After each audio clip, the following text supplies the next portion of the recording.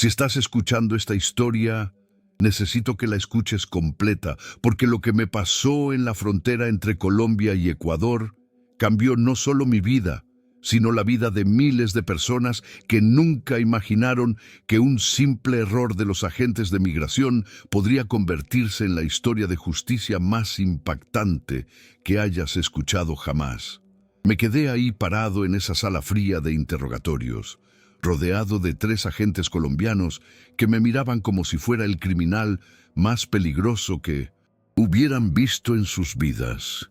Mi mochila estaba sobre la mesa de metal, abierta, con todo mi contenido desparramado, como si fuera evidencia de un delito terrible. Pero respiré profundo y sonreí, porque había algo que esos agentes no sabían sobre mí. Algo que cambiaría todo lo que había pasado en esas últimas 4 horas de humillación. Mi nombre es Matías Guamán. Tengo 32 años. Soy peruano, y hasta hace 6 horas pensaba que conocía el verdadero significado de la injusticia. Me equivoqué completamente. Todo comenzó cuando decidí dejar Perú para buscar mejores oportunidades en Ecuador. No era la primera vez que emigraba. Había trabajado en Chile durante 2 años como soldador, después en Argentina otros 3 años en construcción. Siempre regresaba a Lima con algo de dinero ahorrado, pero nunca era suficiente para establecer algo estable en mi país. Esta vez era diferente. Mi hermana menor, Esperanza, había conseguido trabajo en una empresa textil en Quito y me había dicho que necesitaban técnicos especializados en mantenimiento industrial.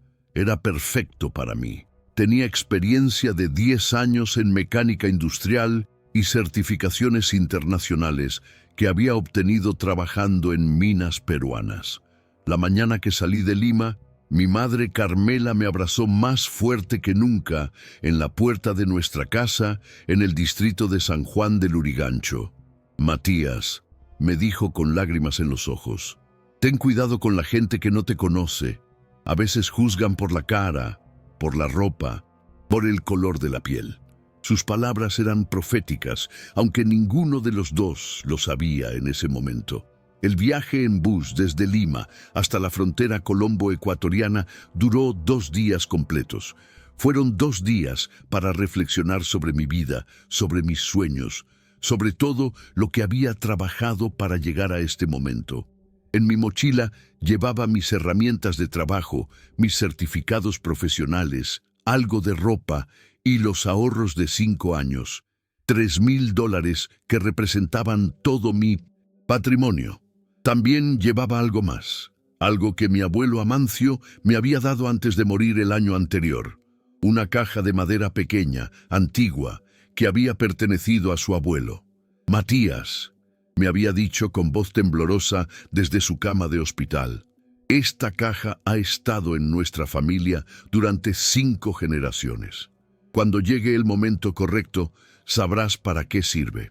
Nunca había abierto la caja.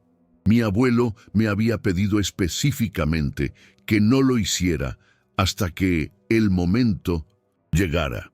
Durante 1 año, había estado guardada en mi cuarto, sin saber exactamente por qué la había traído conmigo en este viaje. Algo me decía que debía llevarla. El primer día de viaje fue tranquilo. El bus cruzó la sierra peruana. Esos paisajes que siempre me habían llenado de orgullo por mi país. Montañas que han visto pasar civilizaciones enteras, valles donde mis ancestros construyeron terrazas que todavía alimentan comunidades. Me quedé dormido mirando por la ventana, soñando con el futuro que me esperaba en Ecuador. El segundo día comenzamos a acercarnos a la frontera. Fue entonces cuando noté que los otros pasajeros me miraban de manera extraña. Había un grupo de colombianos que regresaban a su país después de trabajar en Lima, y durante todo el viaje habían estado haciendo comentarios sobre los peruanos que van a quitarnos el trabajo a Colombia. Uno de ellos, un hombre mayor con camisa a cuadros, se acercó a mi asiento durante una parada para almorzar. «Oye, Cholo, ¿me dijo con desprecio. ¿Tú también vas a Colombia a vivir del gobierno? ¿O vienes a robar como todos los de tu tipo? Sus palabras me dolieron, pero no le respondí. Había aprendido durante mis años de migración que era mejor evitar confrontaciones, pero pude ver en sus ojos el mismo prejuicio que había enfrentado en Chile, en Argentina, en cada país donde había tratado de trabajar honestamente. No vengo a robar, le respondí con calma. Vengo a trabajar, igual que usted cuando estuvo en Perú. No es lo mismo, replicó. Nosotros los colombianos somos diferentes. Ustedes, los peruanos, siempre andan en cosas raras. El resto del grupo se rió, pero yo mantuve la dignidad. Mi madre me había enseñado que la dignidad no se puede comprar, pero tampoco se puede perder si uno no lo permite. Llegamos a la frontera a las 3 de la tarde de un martes soleado. El puesto de migración era un edificio blanco con ventanas pequeñas y una bandera colombiana que flameaba perezosamente en el calor. Había una fila larga de personas esperando para cruzar, la mayoría venezolanos, pero también peruanos, ecuatorianos y algunos colombianos que regresaban a casa. Me puse en la fila con mi mochila y mis documentos listos. Pasaporte peruano, visa de trabajo para Ecuador, certificados de antecedentes penales, todo en orden. Había hecho este trámite antes en otros países. Sabía que era rutinario, pero cuando llegó mi turno, algo cambió en el ambiente. El agente de migración era un hombre joven, tal vez de 25 años, con cara seria y uniforme impecable. Tomó mi pasaporte y lo revisó durante más tiempo del normal. Después me miró de arriba abajo, como evaluando algo que no me gustó. ¿Qué vienes a hacer a Colombia?, me preguntó con tono sospechoso. Solo estoy en tránsito hacia Ecuador, respondí mostrando mi visa ecuatoriana. Tengo trabajo esperándome en Quito. El agente intercambió una mirada con su compañero, un hombre mayor que estaba atendiendo la ventanilla de al lado. Fue una mirada que conocía bien, la misma mirada que había visto en aeropuertos chilenos, en controles argentinos, en cada frontera donde mi cara peruana parecía despertar sospechas automáticas. ¿Qué llevas en la mochila?, me preguntó señalando mi equipaje. Ropa, herramientas de trabajo, documentos personales, respondí honestamente. Abre la mochila. Abrí mi mochila sobre el mostrador. Saqué mi ropa, mis herramientas, mis certificados profesionales, mi dinero en un sobre sellado y finalmente la caja de madera de mi abuelo. Fue cuando el agente vio la caja que su expresión cambió completamente. ¿Qué es esto?, me preguntó tomando la caja con suspicacia. Es una reliquia familiar, respondí. Mi abuelo me la dio antes de morir. El agente sacudió la caja y escuchó algo moviéndose adentro. En ese momento, otros 2 agentes se acercaron a la ventanilla. La situación se estaba complicando rápidamente. «Ábrela», me ordenó. «No puedo», le dije honestamente. Mi abuelo me pidió que no la abriera hasta que llegara el momento correcto. Esa respuesta fue el error más grande que pude haber cometido. Para ellos, mi negativa a abrir la caja confirmaba que estaba escondiendo algo ilegal. «Señor», me dijo el agente mayor, «va a tener que acompañarnos para una inspección más detallada». Me llevaron a una sala pequeña sin ventanas, con una mesa de metal en el centro y 3 sillas. Era exactamente como las salas de interrogatorio que había visto en películas, fría, intimidante, diseñada para hacer que la gente se sintiera culpable incluso si era inocente. Los 3 agentes se sentaron frente a mí. El joven que había revisado mis documentos inicialmente, el mayor que parecía estar a cargo, y una mujer que había llegado con una carpeta llena de formularios. Matías Huamán Quispe, leyó la mujer de la carpeta, ciudadano peruano, 32 años, soldador y mecánico industrial. Era extraño escuchar mi nombre completo en boca de desconocidos que me trataban como sospechoso. «Señor Huamán», continuó, «el agente mayor, Vamos a necesitar que nos explique exactamente qué está haciendo en Colombia y qué lleva en esa caja. Ya les expliqué, respondí manteniendo la calma. Estoy en tránsito hacia Ecuador, donde tengo trabajo. La caja es una reliquia familiar que no he abierto porque mi abuelo me pidió que no lo hiciera. Esa historia no nos convence, dijo el agente joven. En esta frontera hemos visto de todo. Drogas escondidas en objetos familiares, dinero ilegal, documentos falsos. Su negativa a abrir la caja es muy sospechosa. No me niego a abrirla por esconder algo ilegal, traté de explicar. Es por respeto a la memoria de mi abuelo. La agente mujer tomó notas de todo lo que decía. Señor Guamán, ¿sabe usted que podemos detenerlo por hasta 48 horas mientras investigamos su situación? Mi corazón comenzó a latir más rápido. Estar detenido en una frontera extranjera era mi peor pesadilla. ¿Detenerme por qué? No he cometido ningún crimen. Por parecer sospechoso, respondió el agente mayor secamente. Su comportamiento, su negativa a cooperar completamente, su procedencia. Ahí estaba, el verdadero motivo de toda esta situación. No era la caja, no era mi historia, no era ningún comportamiento específico, era mi procedencia. Era ser peruano, moreno, migrante, en una frontera donde los prejuicios determinaban quién era tratado como criminal y quién como ciudadano respetable. ¿Mi procedencia?, pregunté, sintiendo la indignación crecer en mi pecho.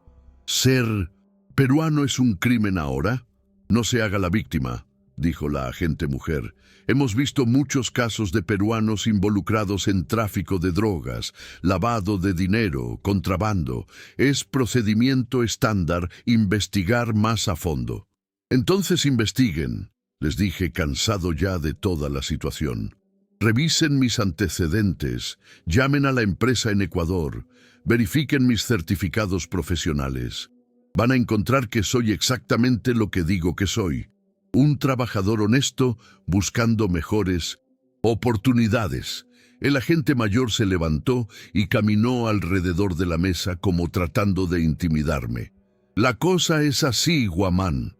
Podemos hacer esto de la manera fácil o de la manera difícil.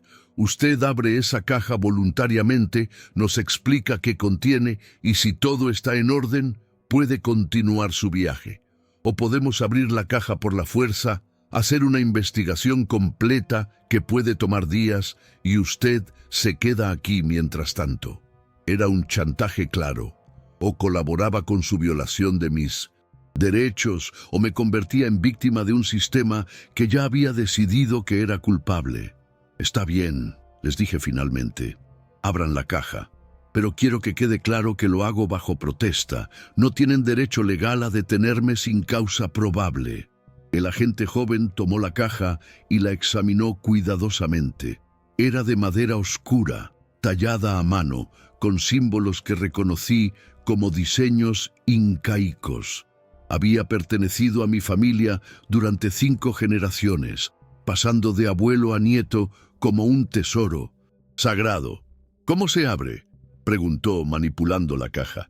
No lo sé, respondí honestamente. Mi abuelo nunca me explicó el mecanismo.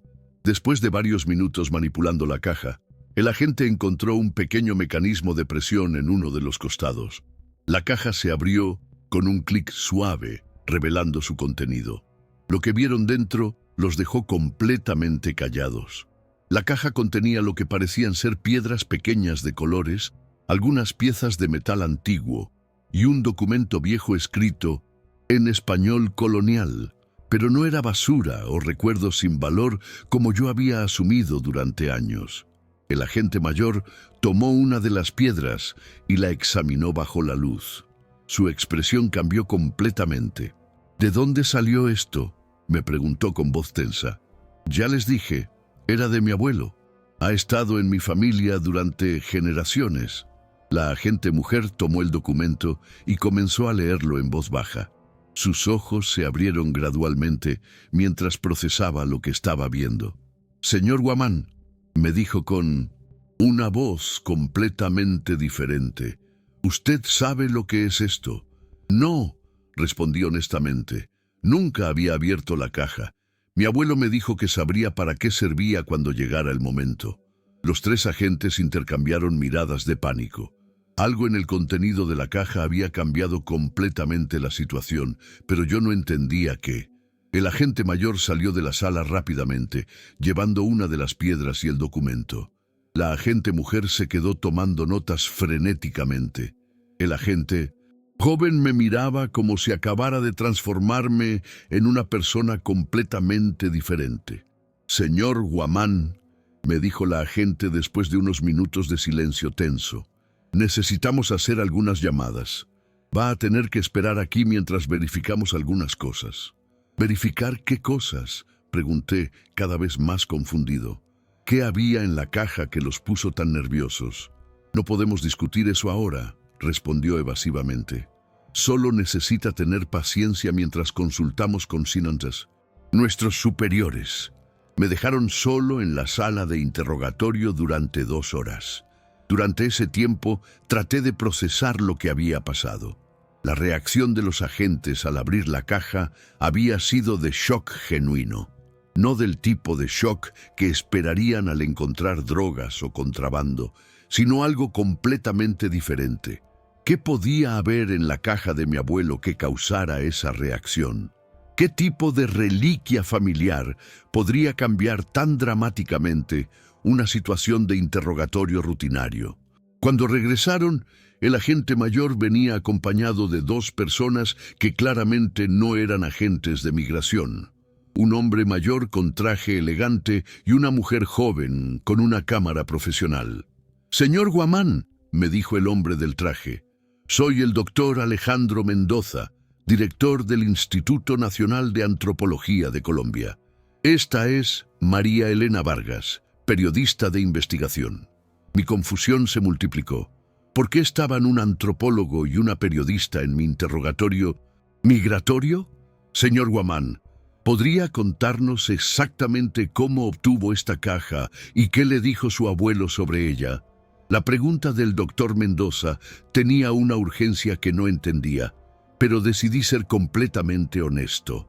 Mi abuelo Amancio Guamán me la dio el día antes de morir, comencé.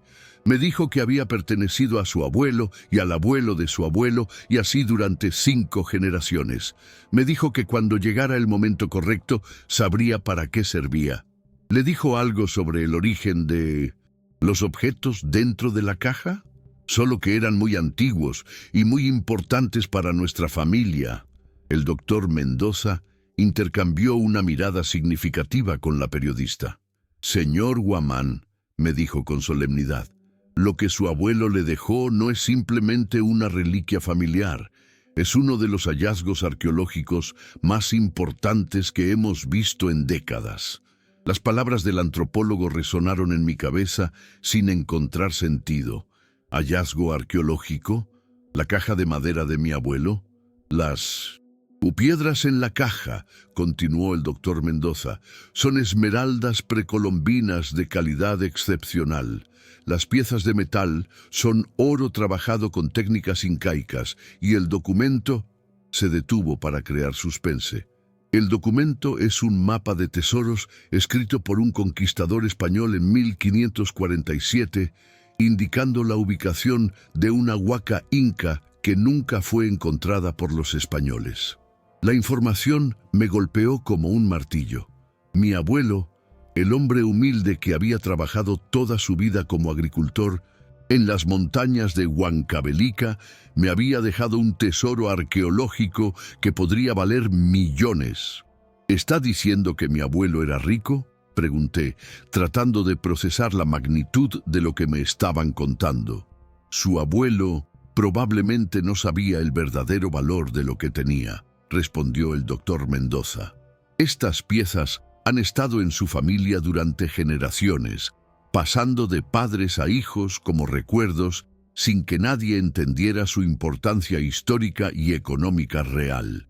La periodista, María Elena, se acercó con su cámara. «Señor Guamán, ¿podríamos hablar sobre esta historia? Es extraordinaria». Un migrante peruano detenido injustamente en la frontera resulta ser el heredero de uno de los tesoros incas más importantes jamás encontrados. Fue en ese momento que entendí completamente la ironía de mi situación. Los mismos agentes que me habían detenido por parecer sospechoso, que habían asumido que era un criminal por ser peruano y moreno, ahora se daban cuenta de que habían estado interrogando al dueño de un tesoro arqueológico invaluable.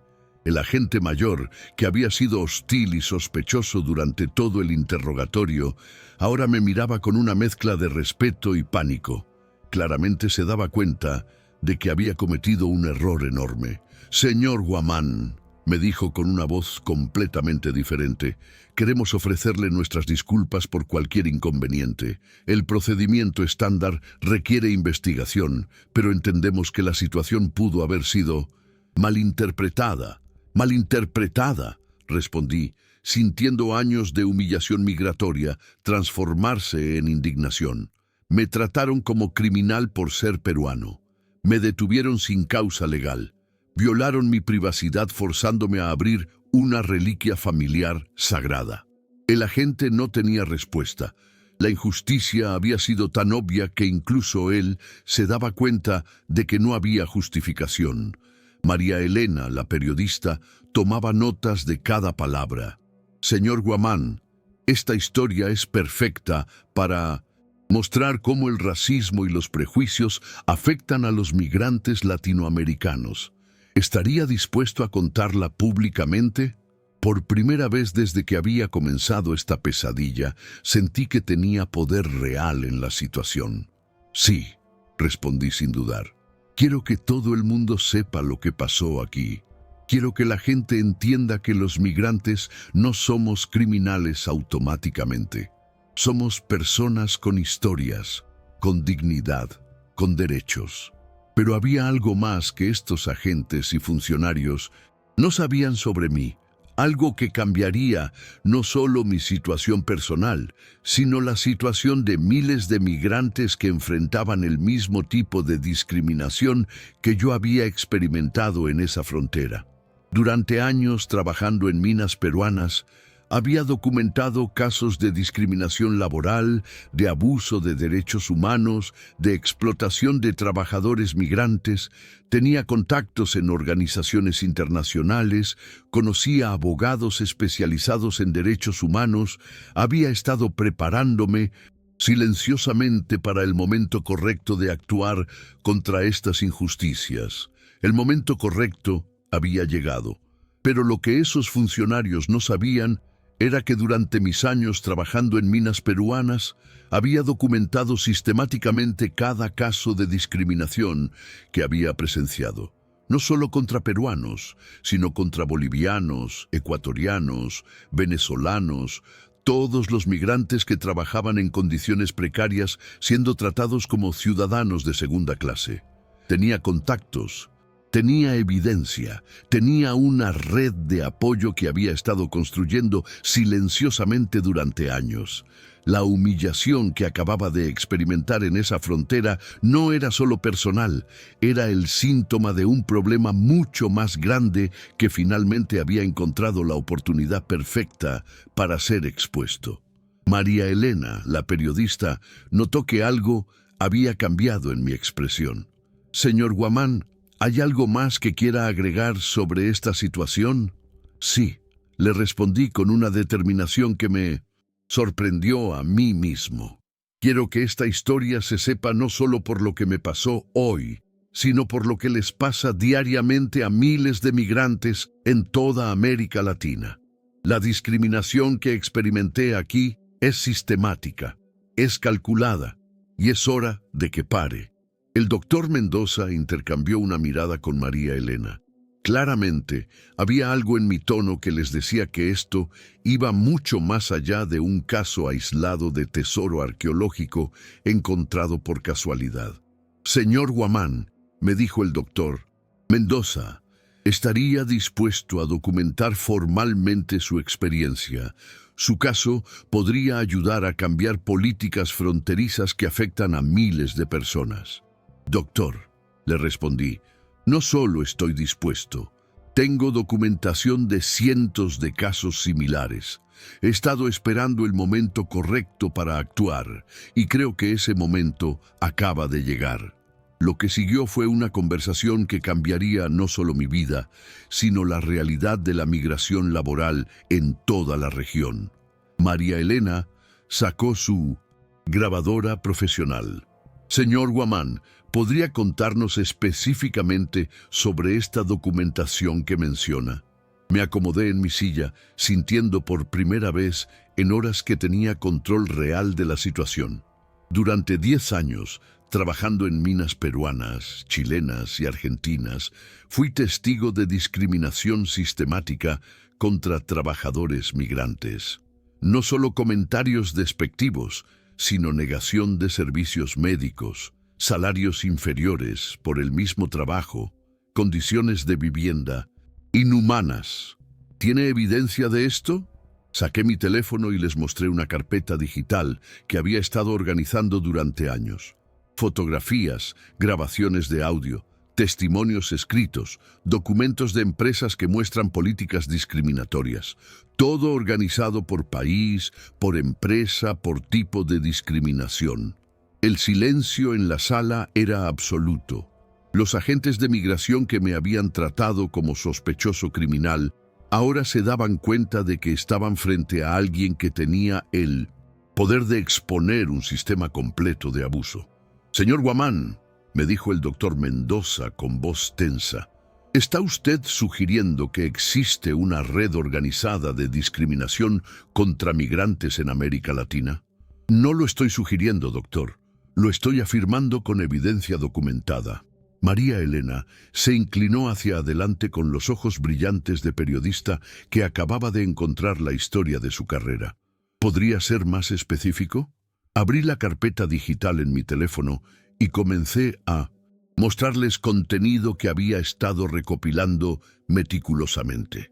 Aquí tengo grabaciones de supervisores en una mina chilena explicando por qué no contratan peruanos. Aquí están los salarios comparativos que muestran que los migrantes ganan 30% menos que los locales por trabajos idénticos. Aquí están las fotografías de las barracas donde obligan a vivir a los extranjeros, mientras los trabajadores locales tienen casas decentes. Cada archivo que les mostraba era otra pieza de un rompecabezas que revelaba la magnitud de la discriminación sistemática que enfrentaban millones de migrantes laborales en toda América Latina. Pero lo más importante, continué, es que tengo los nombres y contactos de más de 200 trabajadores migrantes que han experimentado discriminación similar. Peruanos, bolivianos, ecuatorianos, paraguayos, todos con historias documentadas de abuso laboral y social. El agente mayor que había dirigido mi interrogatorio se acercó nerviosamente a nuestra conversación. Claramente se daba cuenta de que su comportamiento hacia mí podría convertirse en parte de una investigación más amplia sobre prácticas discriminatorias en fronteras. Señor Guamán, me dijo con una voz mucho más respetuosa que había usado horas antes. Espero que entienda que nuestro procedimiento de hoy fue estándar, nada personal contra su nacionalidad. Lo miré directamente a los ojos. Agente, parecer sospechoso no es un criterio legal para detener a alguien. Forzar a un ciudadano a abrir una reliquia familiar sagrada sin orden judicial no es procedimiento estándar, y asumir que alguien es criminal por su país de nacimiento es discriminación pura. María Elena documentaba cada palabra. Esta confrontación entre el migrante humillado que resultó ser poseedor de un tesoro invaluable y los agentes que lo habían discriminado era televisión perfecta. De hecho, continué, su comportamiento de hoy va a ser el primer caso documentado en mi próximo reporte sobre discriminación en 1900 fronteras latinoamericanas. El pánico en los ojos de la gente era evidente. Señor Guamán, creo que hubo un malentendido. No hubo malentendido, lo interrumpí. Hubo discriminación clara, documentada y ahora grabada, y va a ser parte del cambio que vamos a generar. Doctor Mendoza intervino antes de que la situación escalara más. Señor Guamán, creo que deberíamos enfocar esta conversación en aspectos más constructivos. Su descubrimiento arqueológico y su documentación de discriminación podrían combinarse para crear un impacto social muy significativo. Tenía razón, mi furia contra estos agentes específicos era comprensible, pero el verdadero poder estaba en usar esta plataforma para generar cambios sistémicos. Doctor, tiene razón, pero quiero que quede claro que lo que pasó aquí hoy no fue un incidente aislado. Fue el ejemplo perfecto de por qué necesitamos cambios urgentes en cómo América Latina trata a sus propios hermanos migrantes. María Elena había estado tomando notas frenéticamente.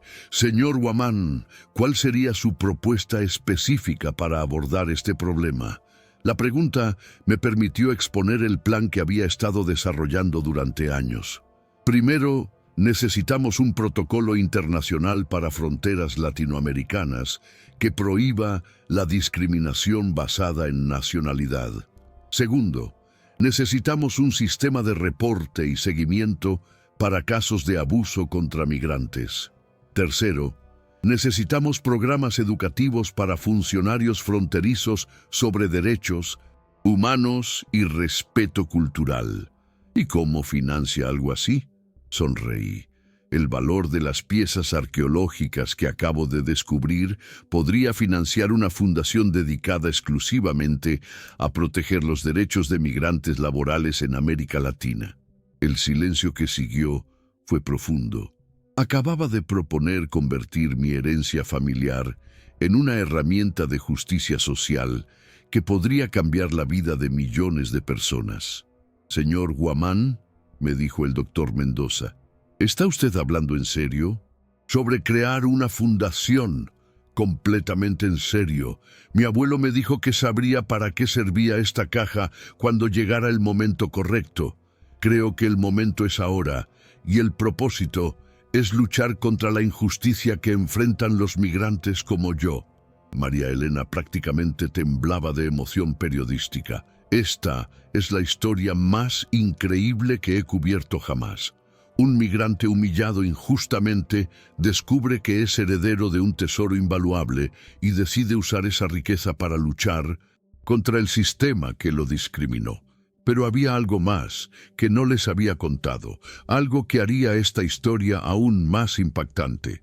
Durante mis años documentando discriminación, había descubierto conexiones entre empresas, entre gobiernos, entre organizaciones que sugerían que la discriminación contra migrantes no era solo prejuicio individual, sino política económica calculada. María Elena, le dije, si van a contar esta historia, tienen que estar preparados para las consecuencias. Lo que voy a revelar va a molestar a gente muy poderosa. Sus ojos se iluminaron. ¿Qué tipo de revelaciones? Abrí otra carpeta en mi teléfono. Esta marcada como confidencial, solo emergencias. Tengo evidencia de que varias empresas multinacionales han estado coordinando políticas para mantener salarios bajos usando discriminación sistemática contra trabajadores migrantes. Esencialmente, usan el racismo como herramienta de control económico. El doctor Mendoza se inclinó hacia adelante. ¿Podría ser más específico? Tengo emails internos de 3 empresas mineras diferentes donde discuten cómo mantener a los peruanos separados de los chilenos para evitar organización sindical. Tengo documentos que muestran cómo deliberadamente crean tensiones étnicas entre trabajadores para prevenir huelgas coordinadas. María Elena dejó de tomar notas y me miró directamente. Señor Guamán, ¿se da cuenta de que esto es dinamita política? Me doy cuenta completamente. Y por eso nunca había hecho nada con esta información. Hasta ahora. ¿Qué cambió?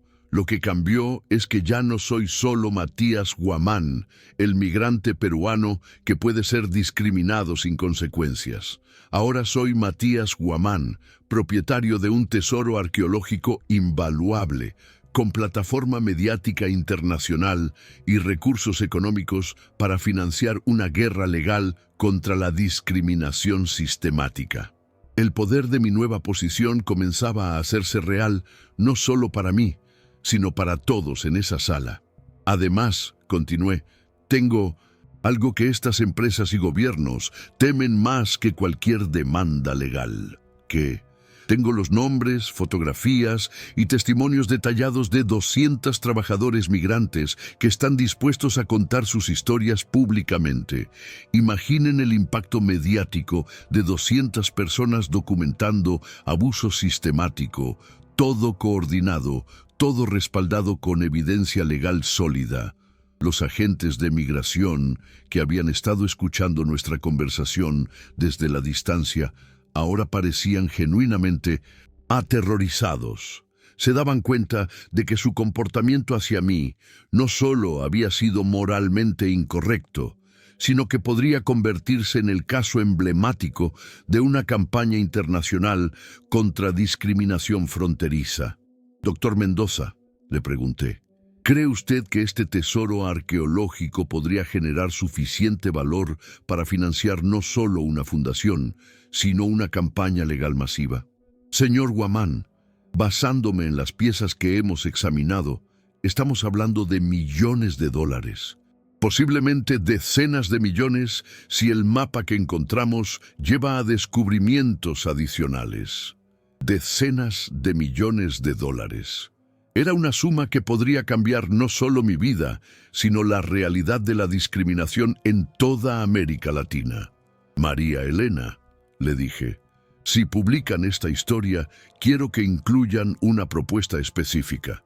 ¿Qué tipo de propuesta?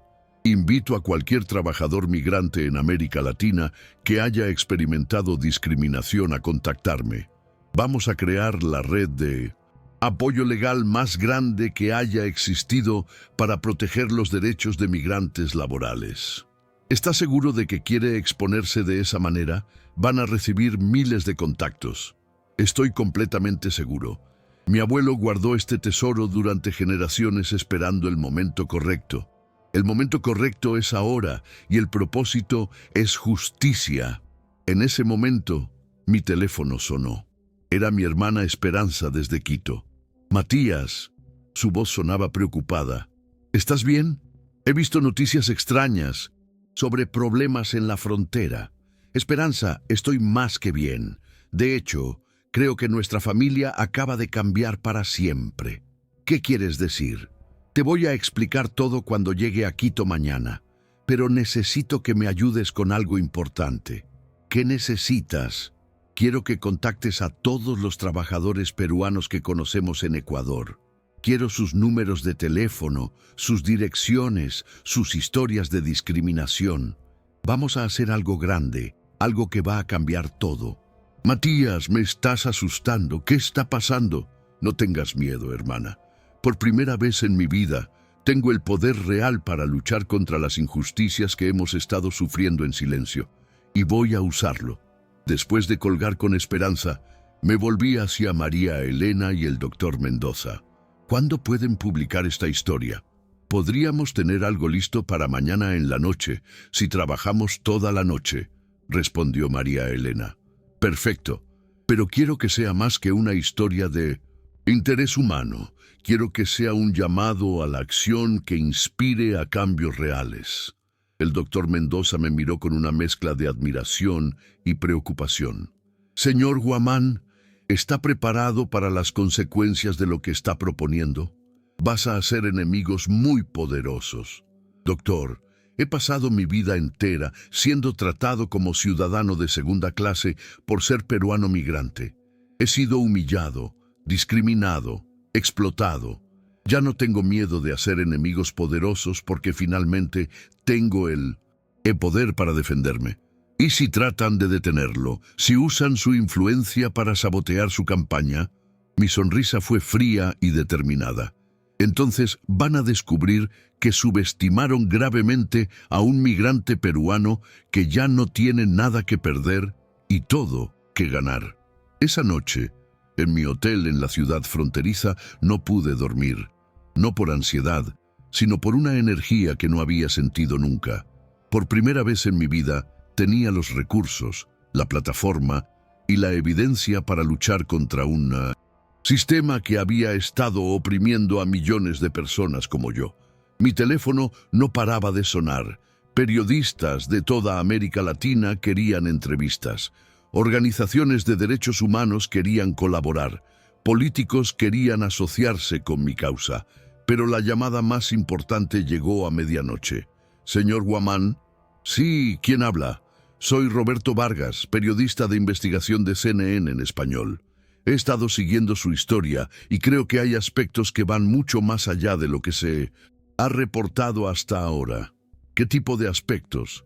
Señor Guamán, ¿sabía usted que el incidente de hoy en la frontera fue filmado por cámaras de seguridad y que tenemos acceso a esas grabaciones? Mi corazón se aceleró. ¿Qué muestran las grabaciones?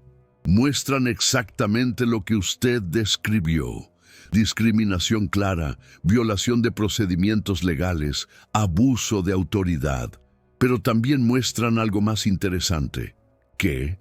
Muestran que uno de los agentes hizo una llamada telefónica inmediatamente después de ver el contenido de su caja. Una llamada que duró 20 minutos y que fue seguida por la llegada del doctor Mendoza y la periodista María Elena. La información me golpeó como un rayo. ¿Está sugiriendo que alguien sabía de antemano sobre el valor de las piezas en mi caja? Es una posibilidad que deberíamos investigar. ¿Sería posible que nos encontráramos mañana? Creo que su historia es aún más compleja de lo que cualquiera ha imaginado. Colgué el teléfono con una sensación extraña en el estómago. Era posible que mi detención no hubiera sido completamente aleatoria. ¿Era posible que alguien hubiera sabido sobre el contenido de la caja de mi abuelo antes de que yo la abriera? Si eso era cierto, entonces toda esta situación era mucho más complicada de lo que había pensado. Y mañana, cuando llegara a Quito para comenzar mi nueva vida, tendría que enfrentar la posibilidad de que mis problemas no habían terminado, sino que apenas estaban comenzando. Pero una cosa era segura: ya no era el mismo hombre que había salido de Lima 3 días atrás. Era alguien con poder, con recursos, con propósito. Y si había fuerzas trabajando contra mí, iban a descubrir que habían creado un enemigo mucho más peligroso de lo que habían anticipado. Pero lo que esos funcionarios no sabían era que durante mis años trabajando en minas peruanas, había documentado sistemáticamente cada caso de discriminación que había presenciado. No solo contra peruanos, sino contra bolivianos, ecuatorianos, venezolanos, todos los migrantes que trabajaban en condiciones precarias, siendo tratados como ciudadanos de segunda clase. Tenía contactos, tenía evidencia, tenía una red de apoyo que había estado construyendo silenciosamente durante años. La humillación que acababa de experimentar en esa frontera no era solo personal, era el síntoma de un problema mucho más grande que finalmente había encontrado la oportunidad perfecta para ser expuesto. María Elena, la periodista, notó que algo había cambiado en mi expresión. Señor Guamán, ¿hay algo más que quiera agregar sobre esta situación? Sí, le respondí con una determinación que me sorprendió a mí mismo. Quiero que esta historia se sepa no solo por lo que me pasó hoy, sino por lo que les pasa diariamente a miles de migrantes en toda América Latina. La discriminación que experimenté aquí es sistemática, es calculada, y es hora de que pare. El doctor Mendoza intercambió una mirada con María Elena. Claramente había algo en mi tono que les decía que esto iba mucho más allá de un caso aislado de tesoro arqueológico encontrado por casualidad. Señor Guamán, me dijo el doctor Mendoza, ¿estaría dispuesto a documentar formalmente su experiencia?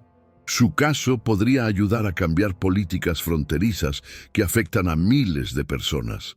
Doctor, le respondí, no solo estoy dispuesto. Tengo documentación de cientos de casos similares. He estado esperando el momento correcto para actuar y creo que ese momento acaba de llegar. Lo que siguió fue una conversación que cambiaría no solo mi vida, sino la realidad de la migración laboral en toda la región. María Elena sacó su grabadora profesional. Señor Guamán, ¿podría contarnos específicamente sobre esta documentación que menciona? Me acomodé en mi silla, sintiendo por primera vez, en horas, que tenía control real de la situación. Durante 10 años trabajando en minas peruanas, chilenas y argentinas, fui testigo de discriminación sistemática contra trabajadores migrantes, no solo comentarios despectivos, sino negación de servicios médicos, salarios inferiores por el mismo trabajo, condiciones de vivienda inhumanas. ¿Tiene evidencia de esto? Saqué mi teléfono y les mostré una carpeta digital que había estado organizando durante años. Fotografías, grabaciones de audio, testimonios escritos, documentos de empresas que muestran políticas discriminatorias. Todo organizado por país, por empresa, por tipo de discriminación.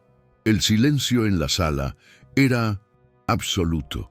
Los agentes de migración que me habían tratado como sospechoso criminal ahora se daban cuenta de que estaban frente a alguien que tenía el poder de exponer un sistema completo de abuso. Señor Guamán, me dijo el doctor Mendoza con voz tensa, ¿está usted sugiriendo que existe una red organizada de discriminación contra migrantes en América Latina? No lo estoy sugiriendo, doctor. Lo estoy afirmando con evidencia documentada. María Elena se inclinó hacia adelante con los ojos brillantes, de periodista que acababa de encontrar la historia de su carrera. Podría ser más específico. Abrí la carpeta digital en mi teléfono y comencé a mostrarles contenido que había estado recopilando meticulosamente. Aquí tengo grabaciones de supervisores en una mina chilena explicando por qué no contratan peruanos. Aquí están los salarios comparativos que muestran que los migrantes ganan 30% menos que los locales por trabajos idénticos. Aquí están las fotografías de las barracas donde obligan a vivir a los extranjeros mientras los trabajadores locales tienen casas decentes. Cada archivo que les mostraba era otra pieza de un rompecabezas que revelaba la magnitud de la discriminación sistemática que enfrentaban millones de migrantes laborales en toda América Latina. Pero lo más importante, continué, es que tengo los nombres y contactos de más de 200 trabajadores migrantes que han experimentado discriminación similar. Peruanos, bolivianos, ecuatorianos, paraguayos, todos con historias documentadas de abuso laboral y social. El agente mayor que había dirigido mi interrogatorio se acercó nerviosamente a nuestra conversación. Claramente se daba cuenta de que su comportamiento hacia mí podría convertirse en parte de una investigación más amplia sobre prácticas discriminatorias en fronteras. Señor Guamán, me dijo con una voz mucho más respetuosa que había usado horas antes, espero que entienda que nuestro procedimiento de hoy fue estándar, nada personal contra su nacionalidad. Lo miré directamente a los ojos. Agente, parecer sospechoso no es un criterio legal para detener a alguien. Forzar a un ciudadano a abrir una reliquia familiar sagrada sin orden judicial no es procedimiento estándar. Y asumir que alguien es criminal por su país de nacimiento es discriminación pura. María Elena documentaba cada palabra. Esta confrontación entre el migrante humillado, que resultó ser poseedor de un tesoro invaluable, y los agentes que lo habían discriminado, era televisión perfecta. De hecho, continué, su comportamiento de hoy va a ser el primer caso documentado en mi próximo reporte sobre discriminación en fronteras latinoamericanas. El pánico en los ojos de la gente era evidente. Señor Guamán, creo que hubo un malentendido. No hubo malentendido, lo interrumpí. Hubo discriminación clara, documentada y ahora grabada, y va a ser parte del cambio que vamos a generar. Doctor Mendoza intervino antes de que la situación escalara más. Señor Guamán, creo que deberíamos enfocar esta conversación en aspectos más constructivos.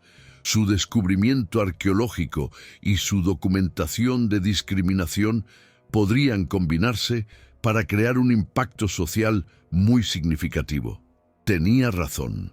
Mi furia contra estos agentes específicos era comprensible, pero el verdadero poder estaba en usar esta plataforma para generar cambios sistémicos. Doctor, tiene razón, pero quiero que quede claro que lo que pasó aquí hoy no fue un incidente aislado. Fue el ejemplo perfecto de por qué necesitamos cambios urgentes en cómo América Latina trata a sus propios hermanos migrantes. María Elena había estado tomando notas frenéticamente. Señor Guamán, ¿cuál sería su propuesta específica para abordar este problema?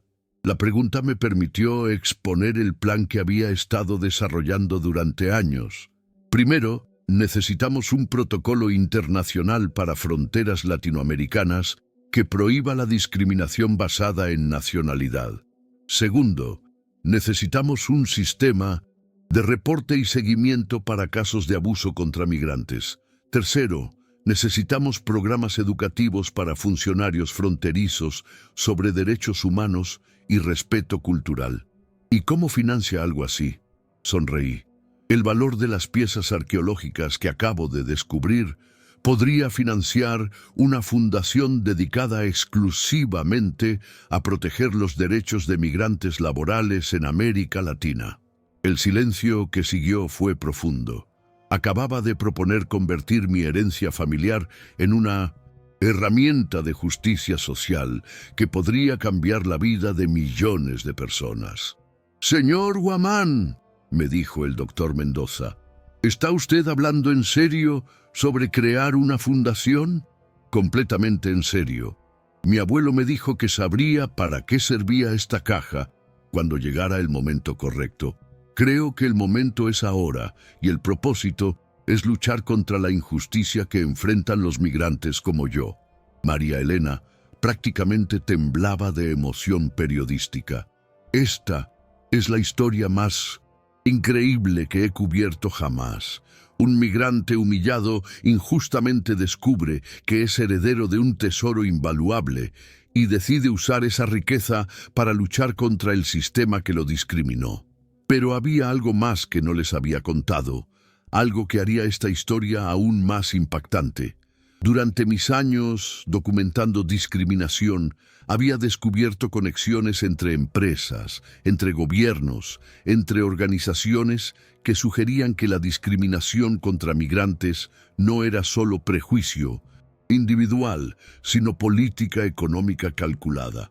María Elena, le dije, si van a contar esta historia, tienen que estar preparados para las consecuencias. Lo que voy a revelar va a molestar a gente muy poderosa. Sus ojos se iluminaron. ¿Qué tipo de revelaciones? Abrí otra carpeta en mi teléfono, esta marcada como confidencial, solo emergencias. Tengo evidencia de que varias empresas multinacionales han estado coordinando políticas para mantener salarios bajos usando discriminación sistemática contra trabajadores migrantes. Esencialmente, usan el racismo como herramienta de control económico. El doctor Mendoza se inclinó hacia adelante. ¿Podría ser más específico? Tengo emails internos de 3 empresas mineras diferentes donde discuten cómo mantener a los peruanos separados de los chilenos para evitar organización sindical. Tengo documentos que muestran cómo deliberadamente crean tensiones étnicas entre trabajadores para prevenir huelgas coordinadas.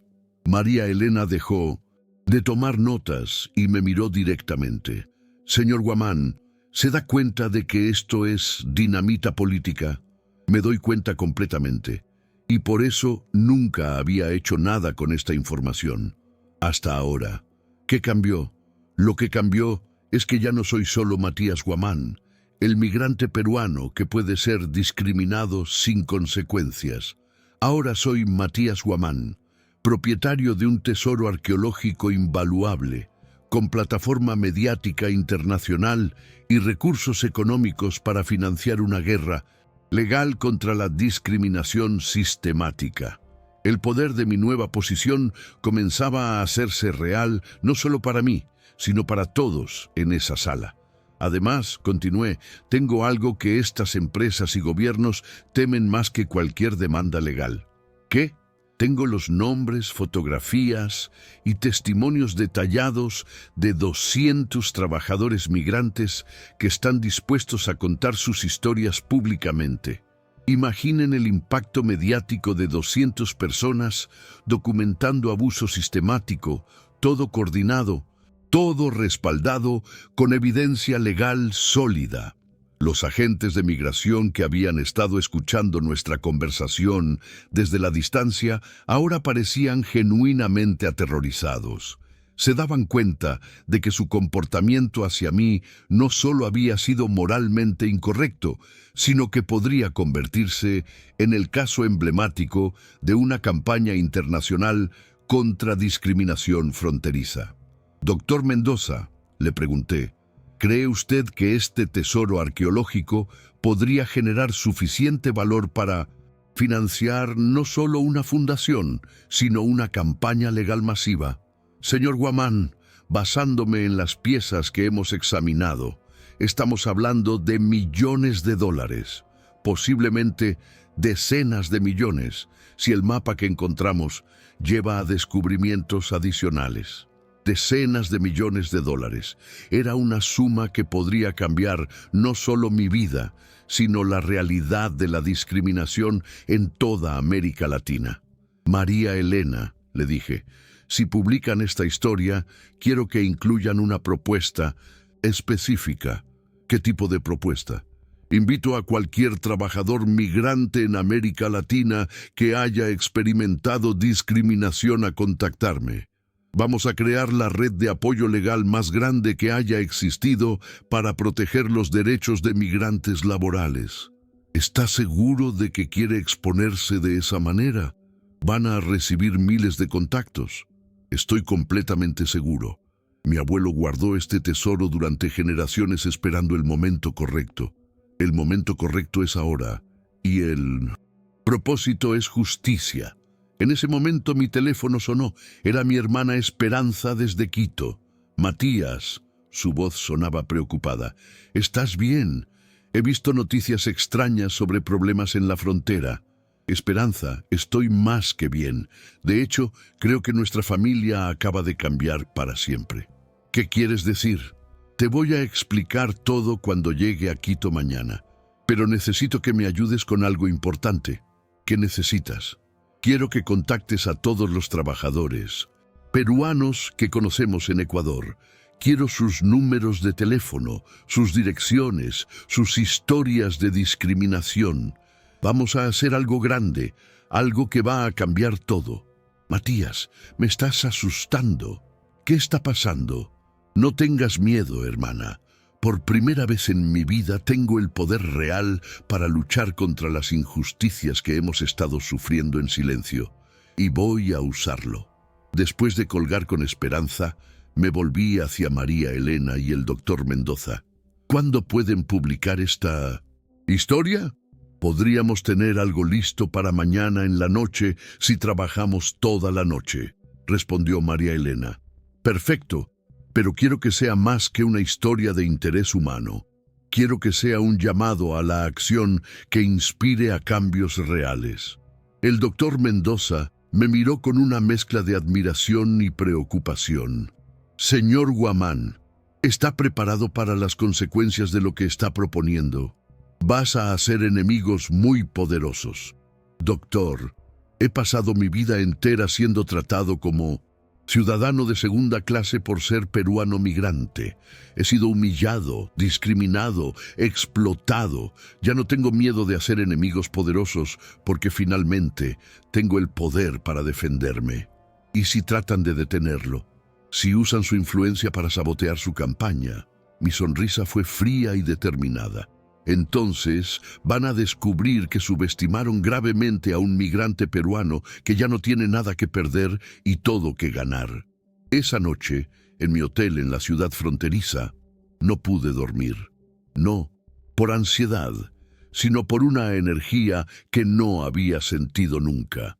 Por primera vez en mi vida tenía los recursos, la plataforma y la evidencia para luchar contra un sistema que había estado oprimiendo a millones de personas como yo. Mi teléfono no paraba de sonar. Periodistas de toda América Latina querían entrevistas. Organizaciones de derechos humanos querían colaborar. Políticos querían asociarse con mi causa. Pero la llamada más importante llegó a medianoche. «¿Señor Guamán?» «Sí, ¿quién?» «¿Habla?» «Soy Roberto Vargas, periodista de investigación de CNN en español.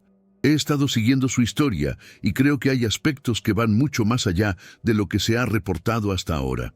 «¿Qué tipo de aspectos?»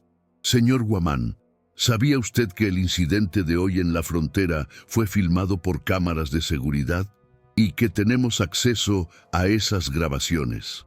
Mi corazón se aceleró. «¿Qué muestran las grabaciones?» «Muestran exactamente lo que usted describió. Discriminación clara, violación de procedimientos legales, abuso de autoridad. Pero también muestran algo más interesante, que muestran que uno de los agentes hizo una llamada telefónica inmediatamente después de ver el contenido de su caja.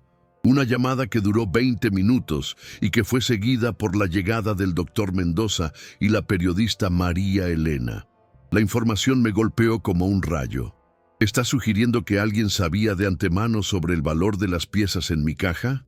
Es una posibilidad que deberíamos investigar. ¿Sería posible que nos encontráramos mañana? Creo que su historia es aún más compleja de lo que cualquiera ha imaginado. Colgué el teléfono con una sensación extraña en el estómago.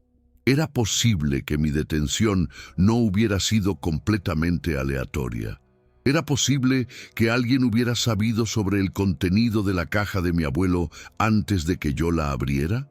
Si eso era cierto, entonces toda esta situación era mucho más complicada de lo que había pensado.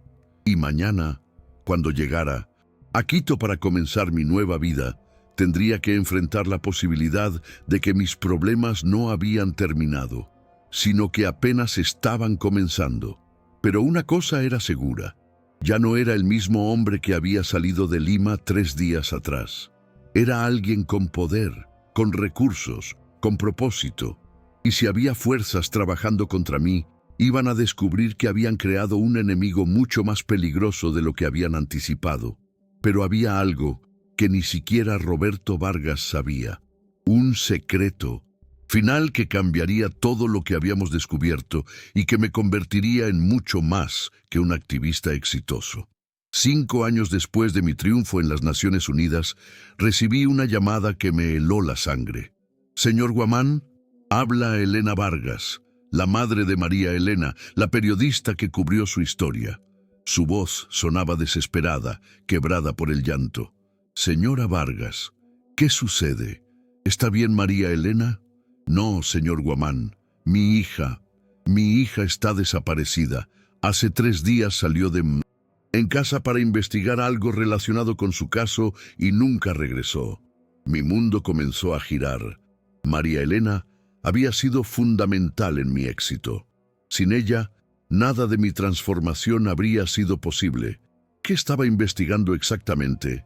Dijo algo sobre que había descubierto que Tesoros Andinos, S.A., no estaba completamente desmantelada, que había encontrado evidencia de que los ejecutivos que fueron a prisión eran solo los peones de una organización mucho más grande. La revelación me golpeó como un martillo. ¿Era posible que nuestra victoria hubiera sido solo una ilusión? ¿Que los verdaderos criminales hubieran usado nuestro triunfo para esconderse mejor? Señora Vargas, necesito que me cuente exactamente lo que María Elena había descubierto. Lo único que sé es que mencionó un nombre: Operación Cóndor Cultural. Dijo que era una red internacional de tráfico de patrimonio que había estado operando durante décadas, usando gobiernos corruptos y empresas fachada. Mi sangre se heló. Operación Cóndor Cultural, si existía, significaba que todo lo que habíamos logrado podría haber sido manipulado desde el principio. Esa noche, en mi oficina de embajador, comencé la investigación más peligrosa de mi vida. Usando contactos que había desarrollado durante años, empecé a rastrear el nombre que María Elena había mencionado. Lo que encontré me aterrorizó. Operación Cóndor Cultural era real. Era una red que había estado robando patrimonio arqueológico de toda América Latina durante 50 años, involucrando expresidentes, ministros, empresarios multimillonarios y hasta organizaciones internacionales que supuestamente protegían el patrimonio cultural. Y lo más escalofriante, mi abuelo aparecía en sus archivos. Según los documentos que había encontrado, mi bisabuelo no había sido solo un guardián de huacas incas. Había sido el líder de una red de resistencia que protegía tesoros ancestrales de los ladrones coloniales. Durante generaciones, mi familia había estado luchando en secreto contra esta organización criminal. La caja de madera no era solo una herencia familiar, era la prueba más importante que existía de los crímenes de Operación Cóndor Cultural. Las piezas que contenía no eran solo tesoros arqueológicos, sino evidencia de sus robos sistemáticos durante décadas. Y ahora entendía por qué mi detención en la frontera había sido tan específica. No habían estado tratando de robar mi tesoro, habían estado tratando de recuperar la evidencia que podría destruirlos completamente. Mi victoria había sido calculada. Me habían permitido ganar para que bajara la guardia y dejara de investigar. Mientras yo celebraba mi triunfo internacional, ellos habían estado reorganizándose, preparándose para su verdadero golpe. Pero había algo más, algo que me hizo comprender que mi propia vida estaba en peligro inminente. En los archivos de Operación Cóndor Cultural, encontré una orden de eliminación con fecha de mañana. Mi nombre estaba en la lista, junto con el de María Elena y otros 12 activistas de patrimonio cultural de toda América Latina. No solo habían secuestrado a María Elena, nos habían estado cazando sistemáticamente. El teléfono sonó a medianoche. Un número desconocido. «Señor Matías Guamán», una voz distorsionada electrónicamente. «¿Quién habla?» Alguien que sabe que ha estado haciendo preguntas peligrosas. Alguien que tiene a su amiga periodista. ¿Dónde está María Elena? Está viva, por ahora, pero su situación depende completamente de su cooperación. ¿Qué quieren? Queremos que se presente mañana a las 3 p.m. en las coordenadas que le voy a enviar, solo, sin armas, sin acompañantes, sin comunicaciones con nadie. ¿Y después? Después discutimos los términos de su silencio permanente. Colgaron e inmediatamente recibí un mensaje con coordenadas que reconocí. Era el mismo lugar en la frontera colombo-ecuatoriana donde todo había comenzado 5 años atrás. La ironía era perfecta y aterradora. El lugar de mi triunfo se convertiría en el lugar de mi caída final. Pero tenían algo que no sabían. Durante 5 años como embajador especial, no solo había estado luchando contra la discriminación, había estado preparándome para este momento. Había desarrollado una red de seguridad, contactos en inteligencia internacional, protocolos de emergencia que se activarían automáticamente si algo me pasara. Y tenía un as bajo la manga que ni ellos podían haber anticipado. La caja de madera de mi abuelo no había estado completa cuando la abrí en la frontera. Había una segunda parte, un compartimento secreto que solo se abría después de que las piezas principales habían estado expuestas al aire durante exactamente 5 años. Esa misma noche, 5 años después de abrirla por primera vez, escuché un clic suave. El mecanismo secreto se había activado. Dentro del compartimento oculto encontré algo que cambió todo. Un dispositivo de localización cuántica que mi bisabuelo había escondido ahí, junto con un mapa detallando la ubicación exacta de todos los tesoros robados por Operación Cóndor Cultural durante el siglo pasado. No solo eso, también había una lista completa de todos los miembros de la organización, incluyendo nombres que me hicieron temblar. Expresidentes de 6 países, directores de museos internacionales, líderes de organizaciones de la ONU. Mi abuelo había sabido que este día llegaría. Había preparado la trampa perfecta. Al día siguiente, me presenté en las coordenadas indicadas. Era el mismo puesto fronterizo, ahora convertido en el centro de bienvenida internacional que habíamos construido después de mi victoria. Encontré a María Elena atada en el mismo cuarto donde me habían interrogado 5 años atrás. Pero no estaba sola. La rodeaban 12 hombres armados, y al frente de ellos estaba un rostro que reconocí de los archivos. «Señor Guamán», me dijo el hombre mayor con acento argentino, «permítame presentarme. Soy el director general de Operación Cóndor Cultural. He estado esperando este momento durante 5 años. ¿Por qué esperaron tanto? Porque necesitábamos que usted construyera una reputación internacional sólida antes de destruirla. Imagínese el impacto. El famoso embajador Guamán, héroe de los migrantes, descubierto como criminal internacional de patrimonio cultural. El plan era diabólico. Querían usar mi reputación para desacreditar todo el movimiento de protección patrimonial que habíamos construido. Lamentablemente, continuó, su nueva investigación nos obligó a acelerar el calendario. Pero no importa, para mañana usted habrá confesado públicamente que toda su historia fue una mentira, que robó tesoros arqueológicos sistemáticamente y que su fundación ha sido una operación criminal. ¿Y si me niego?, señaló hacia María Elena. Su amiga periodista pagará las consecuencias y después vendrán los otros activistas de su red. Tenemos ubicados a todos. Era el momento de revelar mi carta final. Antes de que continúe con sus amenazas, le dije con calma, debería saber algo importante. Saqué el dispositivo cuántico de mi chaqueta.